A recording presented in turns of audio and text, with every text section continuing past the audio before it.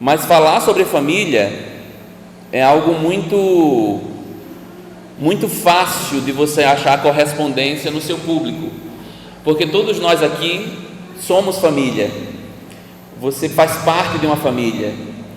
Até mesmo se você disser assim, eu sou rejeitado pela minha família, você ainda está dizendo que tem alguma experiência com família, né? Então é um assunto que toca muito facilmente as pessoas. E veja, para mim foi uma experiência também fantástica para a gente poder conversar mais sobre o que é ser esposo, ser esposa, o que é ser pai, o que é ser mãe. E pensar isso no mundo de hoje é um grande desafio, porque a família tem vivido dias difíceis nesses últimos tempos, porque é muita família desestruturada, né? Como disse uma das nossas professoras, não tem como você ter ovos inteiros em ninhos quebrados, né? Então dificilmente você vai encontrar pessoas que estejam bem se elas têm uma experiência na família que não é uma experiência saudável, né? Então isso é um grande desafio, principalmente porque o mundo, eu estava ouvindo o pastor Ronaldo Lidório falando esses dias, que se você fosse pregar o evangelho há 15 anos atrás, na sua conversa você poderia estar falando o que fosse. Se você mencionasse a Bíblia, as pessoas iam baixar a cabeça, iam dizer a verdade, a Bíblia, a palavra de Deus. Hoje em dia não. Hoje em dia a primeira coisa que você tem que fazer, Vitor, é tentar provar para a pessoa que a Bíblia é a palavra de Deus, porque a primeira coisa que vão dizer é: isso aqui é um livro de homens, um livro escrito por homens. Então a Bíblia tem perdido essa identidade na vida das pessoas, e por incrível que pareça, né? Quanto mais o homem perde a noção de quem é Deus, do que a palavra de Deus diz, mais o mundo debanda, né? Mais a situação fica complicada. E quando a Bíblia sai de cena, muita gente quer dizer o que é a família, porque se você não está satisfeito com o conceito do que a Bíblia diz, o que é a família, você vai buscar respostas em outro lugar. E infelizmente a psicologia tem tomado um lugar que é da palavra de Deus e tem tentado nos dizer o que é a família, né? Movimentos, né, que a gente conhece hoje em dia têm tentado dizer o que é o ser humano na verdade, né? De uma maneira muito, muito distorcida. Eu penso que a gente precisa ouvir mais o que a Bíblia diz sobre família, o que é que a palavra de Deus nos ensina, qual é o conceito de família dentro das Escrituras. E não é porque é sequência, mas eu quero ler o Salmo 127, né? O Vitor leu o 126 e a gente vai ler o 127. Se você puder abrir sua Bíblia aí. Se alguém puder trazer um copinho de água para mim, eu agradeço. Salmo 127.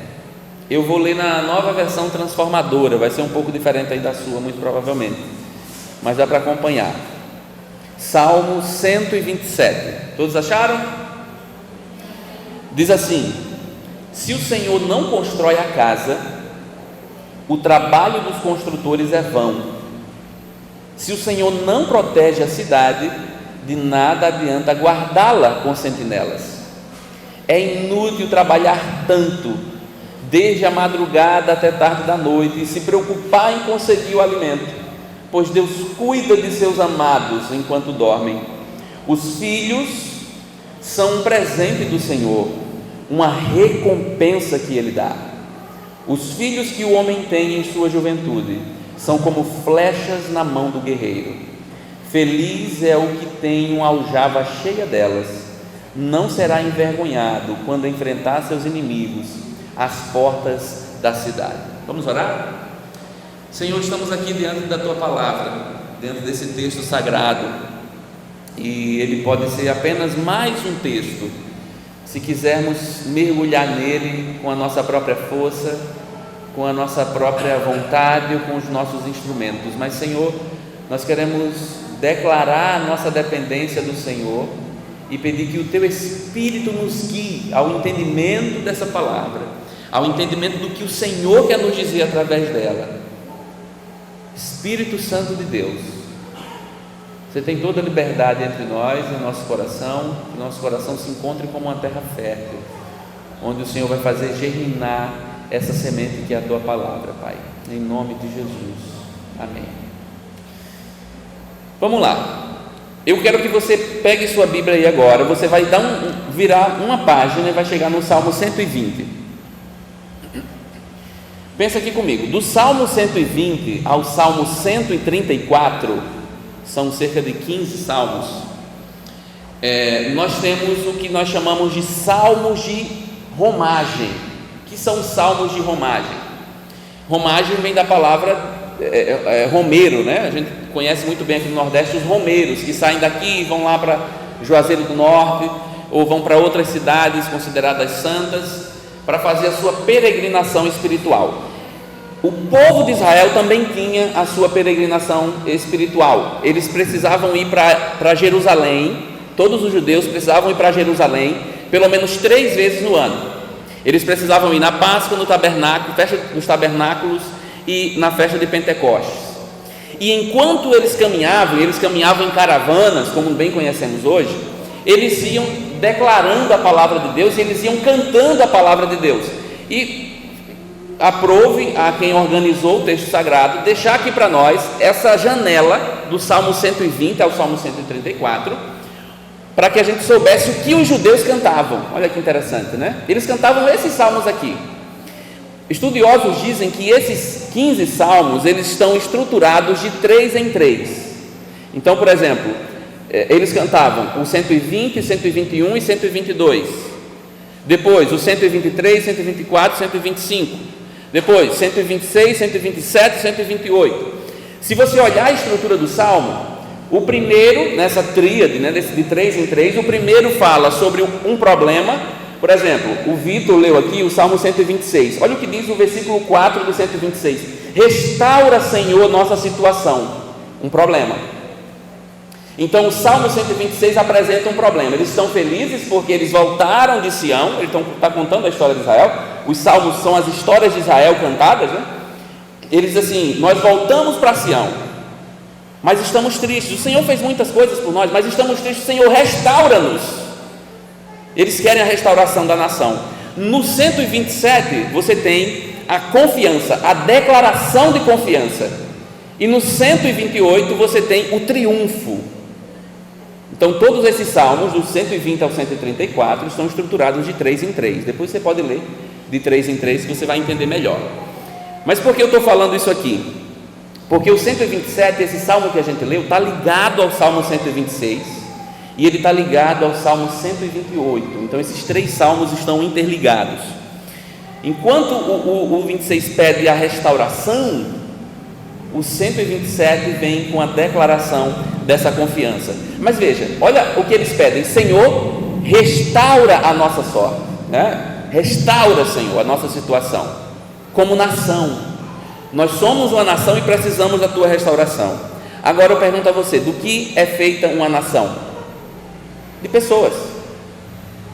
Logo, se você quer que uma nação seja restaurada, as pessoas precisam ser restauradas, as famílias precisam ser restauradas. Percebem o que o salmista está fazendo aqui? Então o povo clama: Senhor, restaura a nação de Israel. E o Senhor começa falando sobre a família, porque à medida que as famílias são restauradas, o povo de Israel também é restaurado. Por quê? Porque Deus planejou que fosse dessa forma.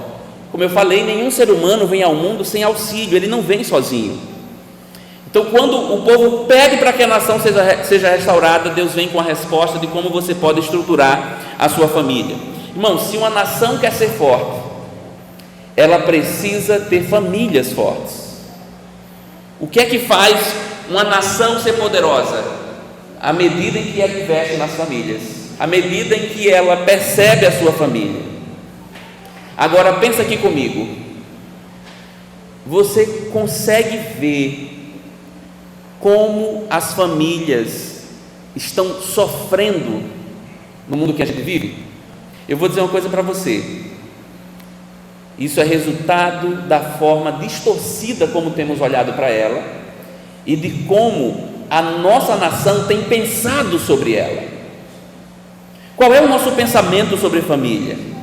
E aqui nesse Salmo 127, o Salomão, que talvez não seja um dos melhores exemplos para falar sobre família, mas Deus é tão soberano, porque se nós fôssemos escolher quem ia escrever a Bíblia, nós não escolheríamos praticamente nenhum dos que escreveram.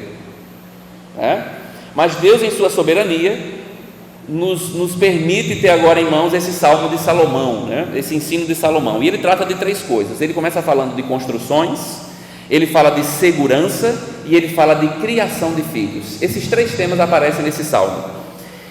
E olha como é interessante, todos nós temos experiência com isso, porque veja, todos nós moramos em uma casa, seja alugada, construída, seja o que for. Todos nós temos que manter a segurança dessa casa onde moramos. E outra coisa, todos nós pertencemos a uma casa ou a um lar. São os três temas que esse Salmo nos ensina. E eu quero falar com você hoje sobre algumas características que são algumas mesmo, porque a gente poderia falar de muitas outras, fazendo uma teologia bíblica, pegando de Gênesis a Apocalipse, o que é que Deus fala sobre família.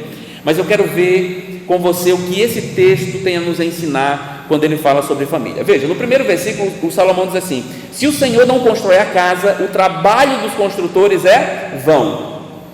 Se o Senhor não protege a cidade, de nada adianta guardá-la com sentinelas. Ele está trabalhando a ideia de construção de um lar.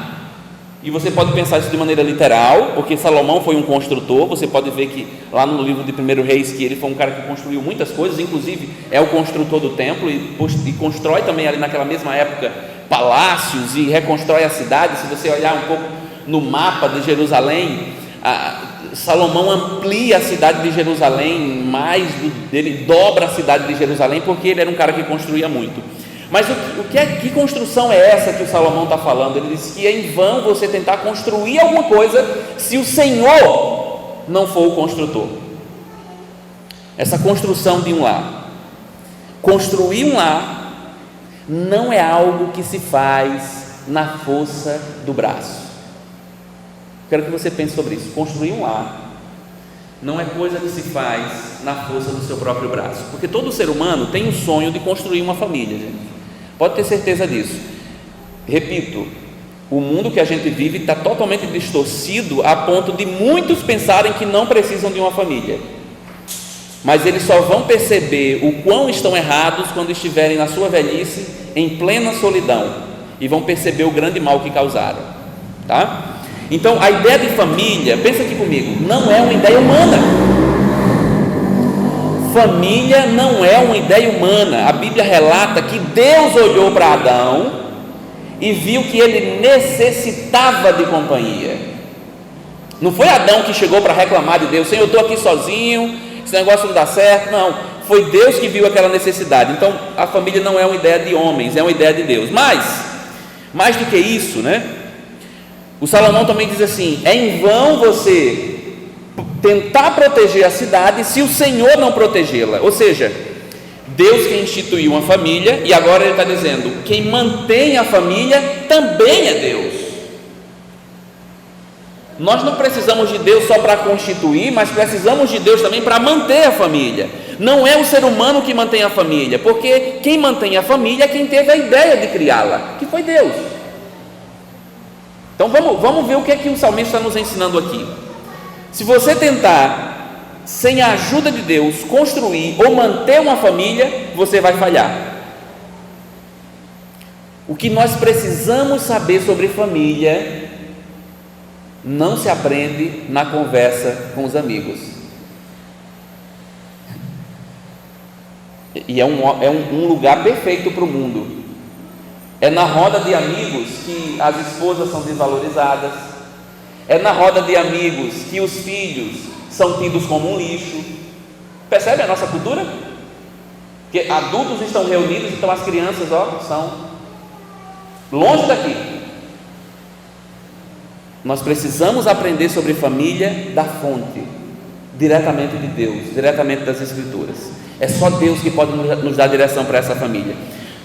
Nós temos vivido um tempo, gente, muito complicado, onde os princípios desse mundo tem dito para nós o que é família, o que é ter filhos e tudo mais. Mas veja só, veja se você concorda comigo. Tem muitos casais hoje que chegam ao casamento totalmente iludidos pelo padrão desse mundo. Totalmente iludidos. Porque primeiro não tiveram instrução de como entrar no casamento. Aí entra no casamento cheio, sabe de quê? De egoísmo. As coisas têm que ser do jeito dela. As coisas têm que ser do meu jeito. Essa frase a gente ouve muito, né?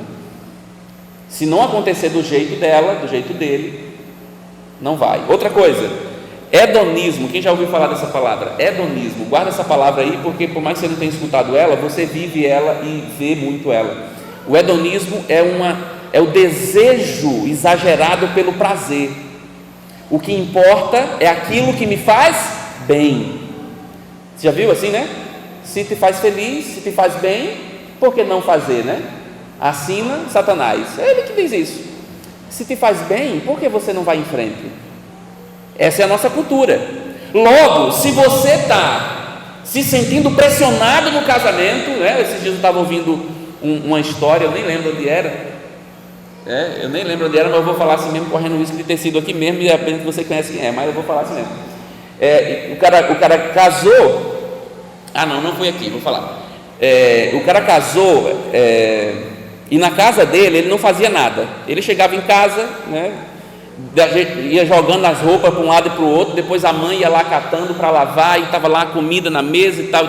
O cara casa. Quando ele casa assim, né, que não casa mesmo, se junta.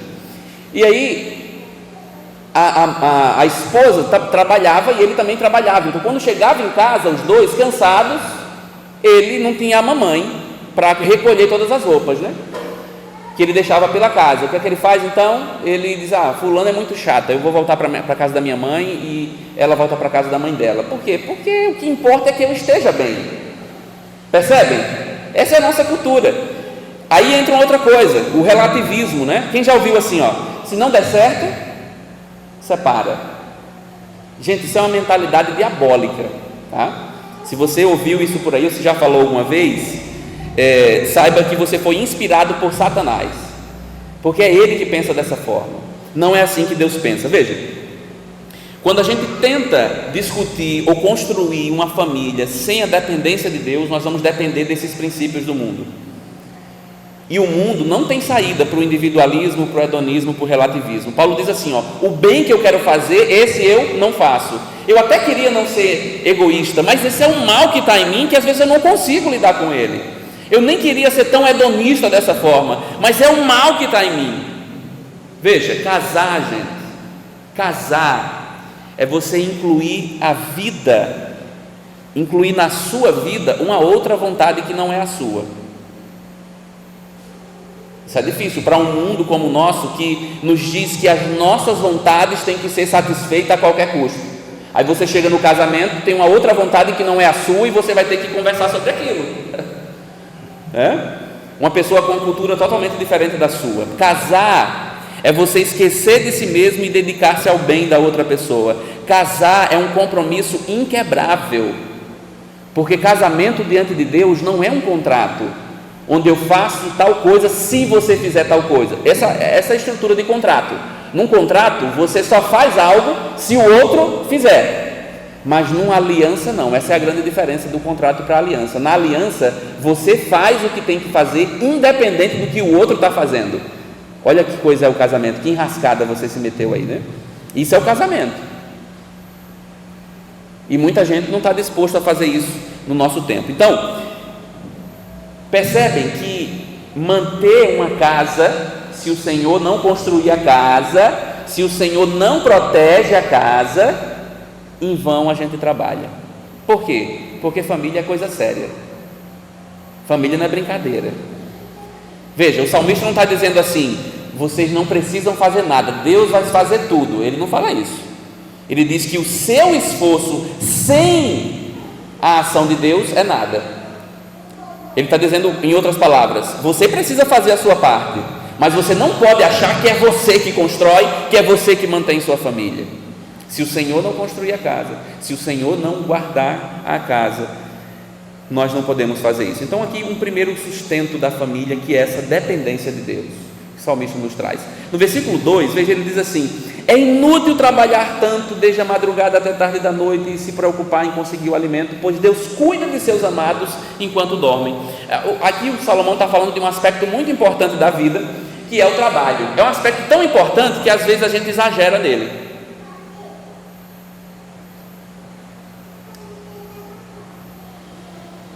O trabalho, ele tem um poder enorme de nos fazer exagerar. Aí o salmista está dizendo aqui o seguinte: assim como é inútil você tentar construir e manter sua família sem Deus, é inútil você achar ou você trabalhar demais da conta para manter sua família. Por quê? Porque Deus dá aos seus enquanto dormem. E mais uma vez, o salmista não está dizendo parem de trabalhar e vejam o que Deus vai fazer. Não, ele está dizendo é inútil você exagerar no trabalho sem depender de Deus. Aí ele continua: qual é então a função da família? Ou qual é a função do trabalho, melhor dizendo? Pensa, a primeira ideia que vem na sua mente aí: por que a gente trabalha? Para manter a família. Agora pensa na incoerência, quando você trabalha demais e esquece a família. Não é incoerente isso, né? Você trabalha tanto que a sua família fica de escanteio. Isso não faz sentido. Então, quando a família começa a ser prejudicada pelo excesso de trabalho, alguma coisa precisa ser revista. Por quê? Porque você está tentando fazer as coisas, está tentando manter a família na força do seu braço, do seu jeito. O trabalho é o equilíbrio entre lutar e descansar em Deus. A gente fala que missionário vive por fé, né? E quem não é missionário vive pelo quê? Pela força do braço? Então não é evangelho. Todos nós vivemos pela fé. Agora, certa vez, Martinho Lutero falou o seguinte: que nós precisamos orar como se tudo dependesse de Deus e agir como se tudo dependesse de nós. Esse é o equilíbrio que o salmista está nos trazendo aqui. Então a questão é: seja enquanto você trabalha, seja enquanto você dorme, você precisa entender que é Deus quem dá o sustento. Veja, gente, a nossa geração, a nossa sociedade, ela padece de um mal terrível chamado materialismo. Nós somos a sociedade que acumula, e nós queremos ter mais e mais e mais, e nós não queremos ter mais para ser rico, não, nós queremos ter mais para ser mais rico que o outro, porque ser rico não é bom, ser bom é você ser mais rico que o outro. Essa é a nossa sociedade. Eu estava vendo um estudo esses dias que falava da nossa sociedade. Uma coisa interessante: a nossa sociedade é uma sociedade mais cheia. A nossa sociedade é uma sociedade mais cheia de medo do que a sociedade de 30 anos atrás. E isso é curioso, por quê? Porque há 30 anos atrás nós não tínhamos os sistemas de segurança que nós temos hoje, é ou não é? Alarme na casa, condomínio fechado, não é isso? Mas o mundo de hoje tem mais medo do que o mundo de 30 anos atrás. Sabe por quê? A pesquisa apontava: porque é um mundo que acumula, e quanto mais você tem, mais medo você adquire. Por quê? Então, se você, por exemplo, um exemplo bem simples, se você tem um celular, aquele lanterninha, tem uma lanterninha? Quem lembra dele, né? Você pode andar aqui na cidade, tranquilo, falando, meia-noite, não vai ter um ladrão para lhe importunar, a não ser para lhe dar um celular melhor que ele. Agora, se você adquire um iPhone, você já fica com medo até de trazer ele aqui para a porta, porque na porta, ou seja, o medo nos atingiu. Essa é a nossa sociedade. A gente acumula tanto carro, casas, dinheiro, que a gente tem medo. Meu Deus, vão roubar meu dinheiro lá no Nubank. Meu Deus do céu, agora a gente tem medo. Essa é a nossa sociedade. Aí eu lembro que Jesus conta uma parábola de um homem que estava se achando tal, né? Porque ele tinha muitos bens, os celeiros estavam cheios, e aí Deus chega para ele e diz assim: ô querido, se você morrer hoje, o que vai ser da sua alma? O que você tem vai para quem? Aí Jesus resume dizendo assim: ó, pega o teu dinheiro E ao invés de ficar investindo em bens, invista em pessoas. Invista em pessoas. E para mim isso é curioso, porque quando eu troco a minha família pelo excesso de trabalho, o que é que eu estou dizendo? Eu estou lutando para manter minha família, mas para manter minha família eu tenho que me ausentar da minha família. Você já ouviu algum pai dizendo assim, meus filhos vão ter tudo aquilo que eu não tive? Isso significa não carinho, amor e respeito. Isso significa acumular coisas. A grande pergunta é, será que os nossos filhos realmente precisam de mais dinheiro? É de dinheiro que os nossos filhos precisam? Será que é isso? Será que essa é a maior necessidade dos nossos filhos? O que é que um filho precisa mais? De bens, dinheiro ou da presença dos pais? E aqui esse segundo pilar que o texto nos dá. O primeiro, essa dependência de Deus, e esse segundo pilar aqui, a presença na família. Deus usa os membros da família como instrumentos. E é interessante que o salmista fecha essa ideia já entrando no versículo 3, quando ele diz: os filhos são um presente do Senhor, uma recompensa que Ele dá. Os filhos que o homem tem em sua juventude são como flechas na mão do guerreiro. Feliz é o que tem uma aljava cheia delas, não será envergonhado quando enfrentar seus inimigos às portas da cidade. O salmista fecha então com chave de ouro essa confiança em Deus. Os filhos são o quê? Um presente do Senhor. Opa, tem alguma coisa errada então, porque eu já ouvi falar que filho é um castigo, que filho é um peso, que filho é... E o que é que significa então dizer que o filho é um presente ou uma herança do Senhor? Primeiro, significa dizer que você não merece. Não é assim? O que é um presente? É algo que você merece? Não. Primeira coisa sobre a herança e sobre os filhos. Filhos não é algo que você merece. E é por isso, e isso responde a nossa pergunta. Às vezes a gente vê na TV um pai, como agora há pouco, semana passada, um pai que dá cabo da vida da própria filha. Aí você diz, esse homem não merecia ter um filho. E realmente não merece, porque os filhos são um presente do Senhor. Está aqui. Então, primeira coisa, presente você não merece. Segundo, a herança, e algumas versões vai dizer aí, é algo que antes de pertencer a você, pertencia a quem te deu. E na verdade a herança tem um negócio bem interessante. Enquanto a pessoa que é dona da herança vive, o outro não pode herdar, não é assim? Porque o pai está vivo e o filho não pode herdar ainda a herança. Deixa eu te dizer uma coisa: se os filhos são herança do Senhor, qual é o resumo? Onde é que eu quero chegar? É que os filhos são de Deus, não são nossos. Se os filhos são herança que o Senhor nos dá, os filhos não são nossos, pertencem ao Senhor. Os filhos são do Senhor. E eu tenho certeza que isso já muda muita coisa no nosso pensamento. Por quê? Pensa aqui comigo, a responsabilidade que eu estou falando que nós temos. Deus nos manda crianças para que nós cuidemos. E os filhos pertencem ao Senhor, eles não pertencem a nós. Isso já é suficiente para que a gente mude a nossa visão sobre filhos, sabia? Filhos, eu vou dizer uma coisa, não sei se você concorda, mas filhos não dão trabalho. Todo mundo discorda, né? Principalmente ali a minha mãe, quem tem um filho mais velho, já passou por várias fases. Mas eu vou dizer, filhos não dão trabalho.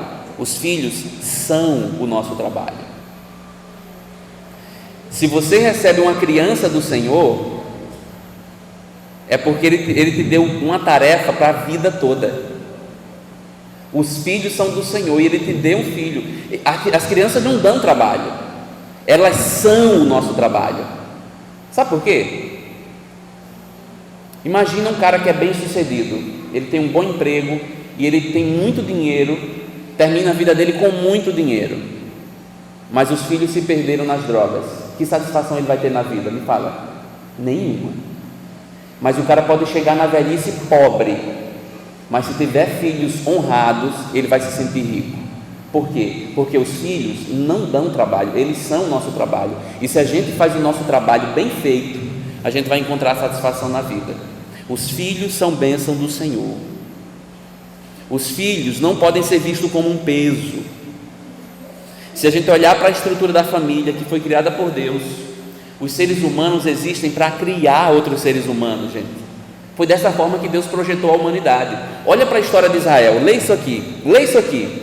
Toda vez que o povo de Deus deixou de investir nos filhos, que era a geração seguinte, a nação de Israel caiu em desastre religioso, social e moral, porque a geração anterior não cuidou dos filhos como deveria e não ensinou o temor do Senhor para a geração seguinte. Gente, a nossa vida gira em torno disso, gira em torno de família, gira em torno de como você cuida dos seus filhos. A nossa vida gira em torno disso.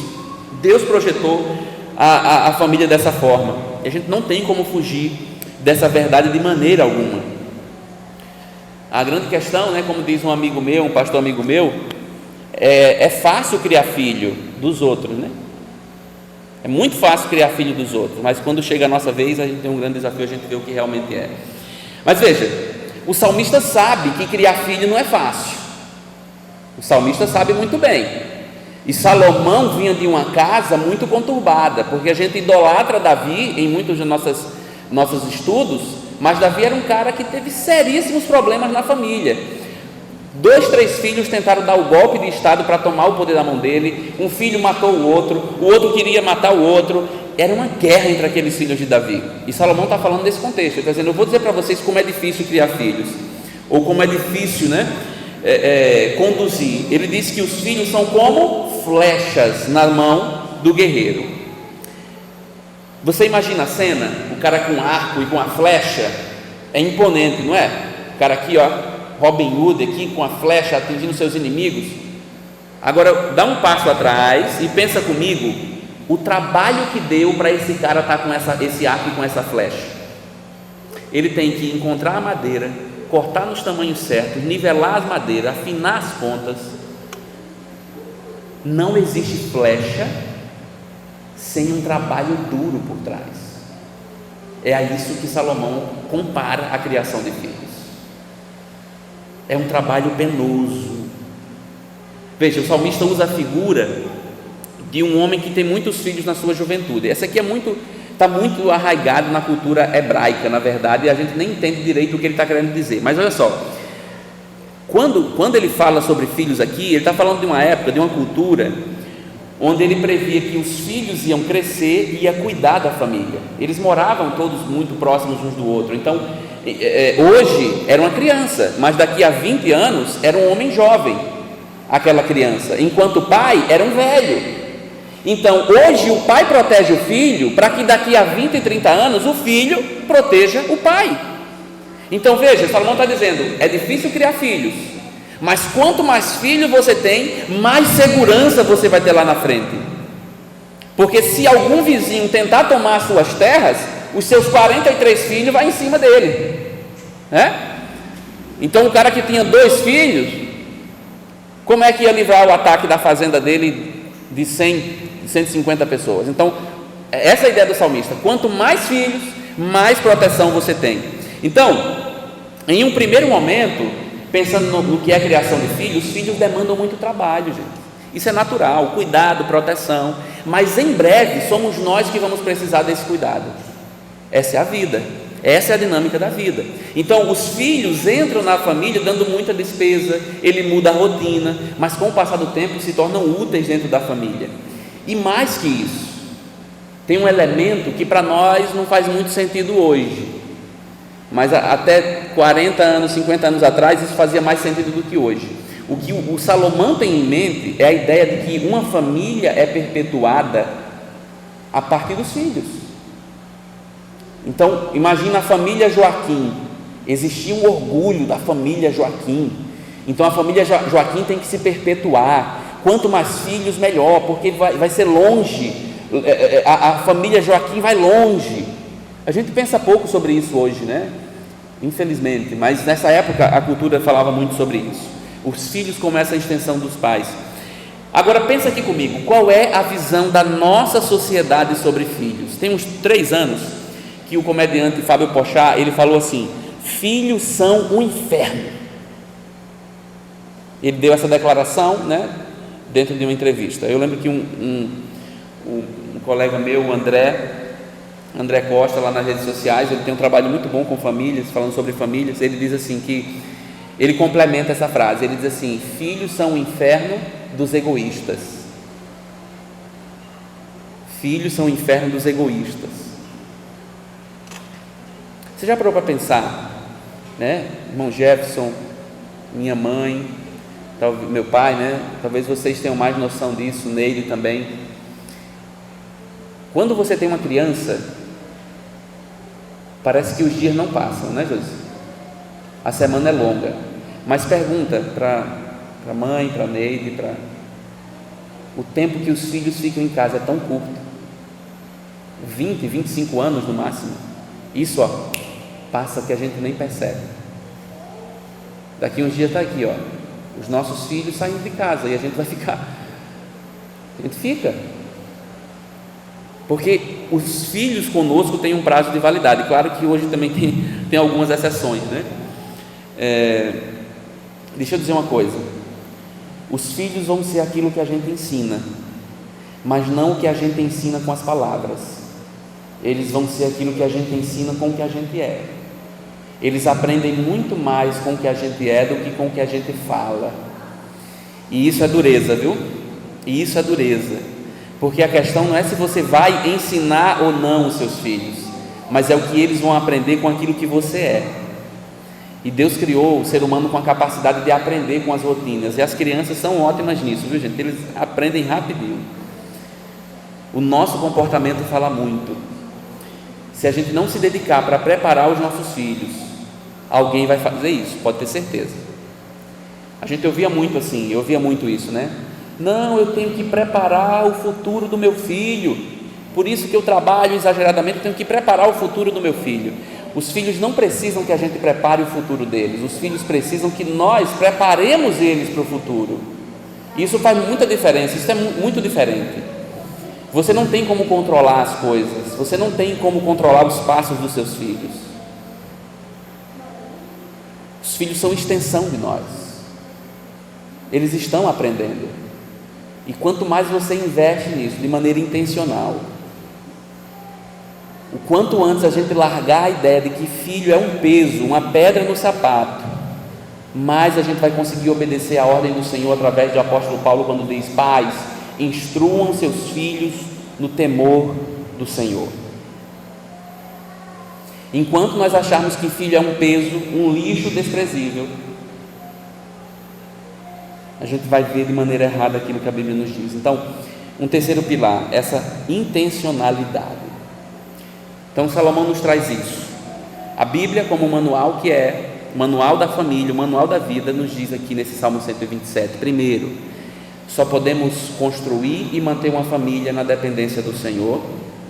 Nós só podemos depender do Senhor à medida em que nós estamos presentes na família e enquanto nós somos intencionais no nosso investimento. Nunca é tarde para pensar e agir na família. Mesmo quando a gente pensa que não dá mais tempo, ainda tem a graça de Deus que pode alcançar de maneira poderosa. Então, eu quero trazer rapidinho algumas aplicações para a gente finalizar aqui. Como é que a gente pode sair daqui hoje mobilizado em relação à família e agir em nossa família? Primeiro, inclua Deus na sua família. Vir ao culto é muito importante, mas isso não basta. Inclua Deus na sua rotina. Qual é o exemplo de casamento que você tem seguido? Onde é que você busca orientações para o seu casamento? Qual é o lugar da Bíblia na sua vida diária, com a sua esposa, seu esposo, com seus filhos? Vocês têm uma boa comunicação? Perguntando aqui aos casais, vocês têm uma boa comunicação? Isso aqui é importante porque, como eu falei, né? Vocês sabem que o maior índice de divórcio nos casamentos se dá depois que os filhos saem de casa. Depois de 20 e 30 anos os filhos saem de casa, aí fica só o casal. O casal investiu tanto nos filhos e tão pouco em si mesmo, que quando os filhos vão embora, eles são dois desconhecidos. Tem um pastor que brinca com isso, né? Ele disse que ligou para um amigo que estava nessa fase, os filhos tinham saído de casa, os dois tentando se reconectar. Aí ele ligou para o amigo e disse: ô fulano, tudo bem? Aí o fulano falou lá: tudo bem. Aí ele falou: está fazendo o quê? Aí ele disse: não, estou aqui sozinho com minha esposa. Aí ele disse: como assim? Ou você está sozinho ou você está com sua esposa, né? Mas inconscientemente, era isso que ele estava dizendo: a minha vida toda foi para investir nos meus filhos, eu não investi nada na minha esposa. Agora que os filhos foram embora, nosso casamento não faz sentido. Provavelmente você conhece um caso desse, né?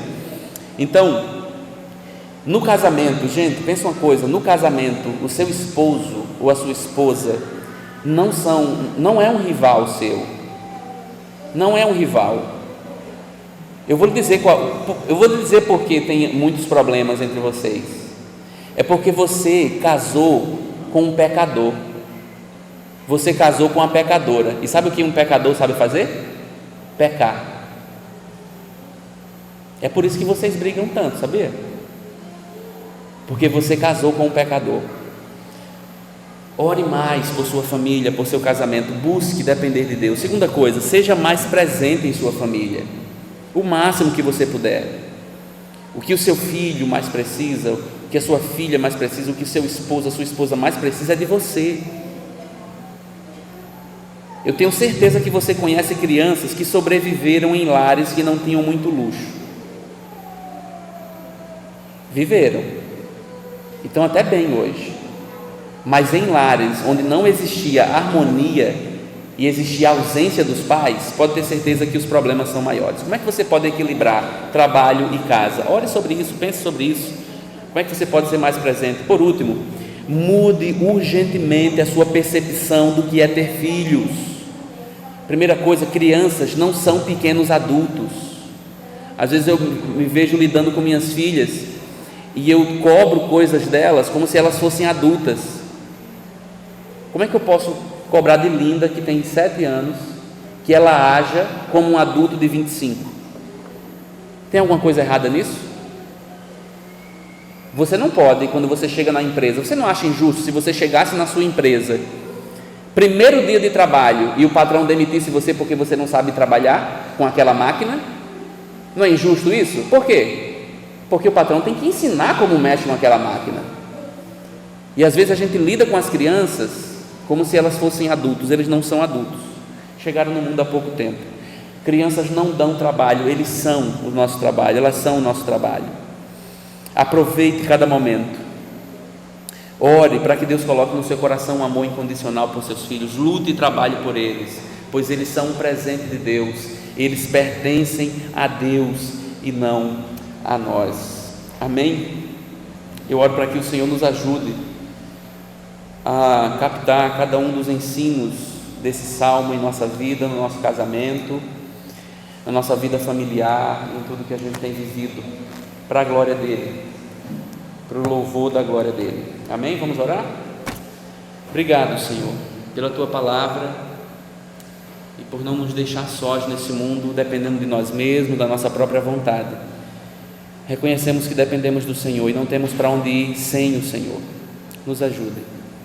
Eu oro, Senhor, pedindo por cada um dos meus irmãos aqui presentes, para que o Teu Espírito motive, para que o Teu Espírito eleve e os ajude, Senhor, a caminhar em conformidade com a Tua palavra também, com o Teu desejo. Eu te peço isso em nome de Jesus. Amém.